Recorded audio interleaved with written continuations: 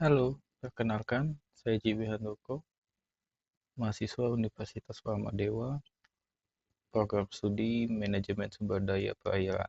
Saya akan mempresentasikan tugas akhir semester saya yang berjudul Analisis Kondisi Meteorologi dan Oceanografi terhadap Resiko Pemutihan Karang di Perairan Nusa Penida tahun 2024. Latar belakang dan rumusan masalah. Kawasan Konservasi Nusa Penida memiliki keanekaragaman hayati terumbu karang yang sangat tinggi dan merupakan pilar utama pariwisata bahari Bali. Namun, pada tahun 2024 dicatat oleh NOAA sebagai periode peristiwa pemutihan karang global keempat akibat marine heat stress yang dipicu peningkatan suhu permukaan laut secara global, di mana dinamika meteorologi transisi, stres termal laut, dan interaksi atmosfer laut. Kerangka tinjauan pustaka, interaksi atmosfer laut merupakan kunci pemahaman fenomena pemutihan karang massal. Tiga konsep utama saling berkaitan dalam membangun kerentanan termal ekosistem laut dangkal Nusa Penida. Yang pertama, interaksi atmosfer laut, terjadinya pertukaran panas dan momentum mengendalikan suhu laut, di mana pelemahan angin dan tingginya radiasi memicu pemanasan permukaan laut yang drastis menguji panas di lapisan permukaan, fenomena El Nino atau ENSO, dan Indian Ocean Dipole atau IOD. Lalu terjadinya coral bleaching, stres thermal yang merusak fotosintesis simbiotik zooxanthellae memicu pengeluaran alga dari jaringan karang yang menyebabkan pemutihan massal yang berakibat fatal. Lokasi objek penelitian, penelitian difokuskan pada data perairan sekitaran Pulau Nusa Penida, Lembongan, dan Ceningan, Kabupaten Klungkung, Bali. Kawasan ini dilindungi karena merupakan habitat spesies vital penting seperti parimanta dan ikan mola-mola serta rentan terhadap perubahan suhu. Analisis mengintegrasikan data atmosfer dari BMKG Denpasar dan data oceanografi dari satelit NOAA Coral Reef Watch, di mana parameternya sebagai berikut.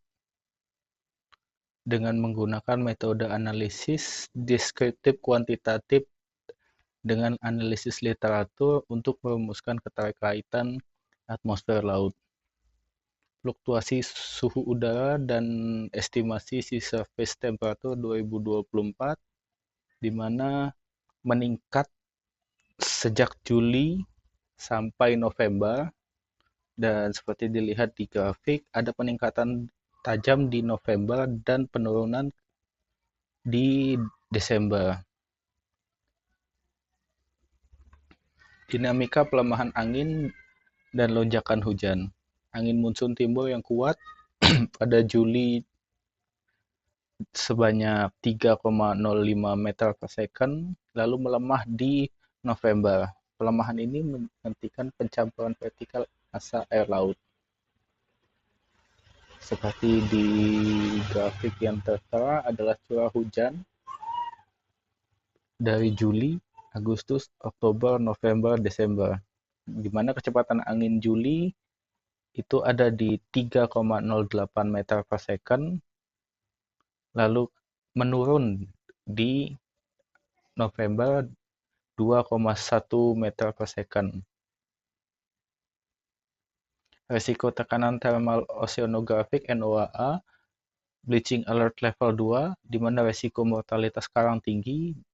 Degree heating wicks menunjukkan akumulasi tekanan panas yang tinggi, melampaui batas kritis 8 derajat per minggu. Ini membuktikan bahwa karang di Nusa Penida telah terpapar suhu panas ekstrem secara kumulatif dalam 12 minggu berturut-turut. Dapat dilihat di peta yang dibuat.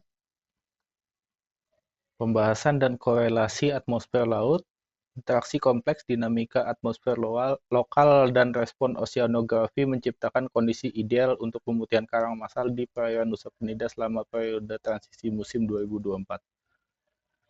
pelemahan angin pancaroba, mekanisme pemanasan radiatif, penurunan salinitas akibat curah hujan tinggi di bulan Desember, lalu status bahaya akut kombinasi anomali SST dan DHW melambung tinggi, menjelaskan mengapa East Java dan Bali tergolong dalam waspada pemutihan massal tingkat destruktif.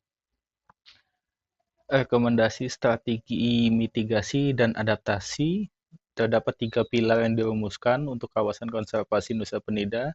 Sistem peringatan dini yang mengintegrasikan pemantauan data real satelit NOAA dengan stasiun BMKG Denpasar untuk meramalkan periode kritis gelombang panas laut. Adaptasi dan proteksi lokal dengan membatasi aktivitas penyelaman pariwisata di zona rentan pemutihan karang selama status alert level, serta memasang mooring buoy guna menghindari kerusakan mekanis. Restorasi tahan panas, melaksanakan program transplantasi koral menggunakan bibit karang tangguh pada area dilindungi yang memiliki arus dingin konstan. Implikasi dan keterbatasan studi pada studi ini adalah penelitian membuktikan pentingnya data cuaca dan iklim laut sebagai landasan ilmiah pembuatan kebijakan proteksi zona perikanan dan pariwisata berkelanjutan di Nusa Penida, di mana data BMKG hanya tersedia 2 bulan ke belakang. Yang saya gunakan adalah Juli sampai Desember 2 tahun ke belakang. Yang saya gunakan adalah Juli sampai Desember 2024. Belum ada survei langsung kondisi karang. Analisis hanya bersifat deskriptif. Ketiadaan survei ekologis langsung di lapangan untuk memvalidasi persentase pemutihan real dan hanya menggunakan parameter sekunder fisis atmosfer laut regional tanpa pengukuran salinitas dan profil arus vertikal. Simpulan dan saran: 1. Pelemahan sirkulasi atmosfer. 2. Penumpukan energi panas ekstrim. Terjadi penumpukan yang ditunjukkan pada status bleaching alert level 2. 3. Korelasi atmosfer laut.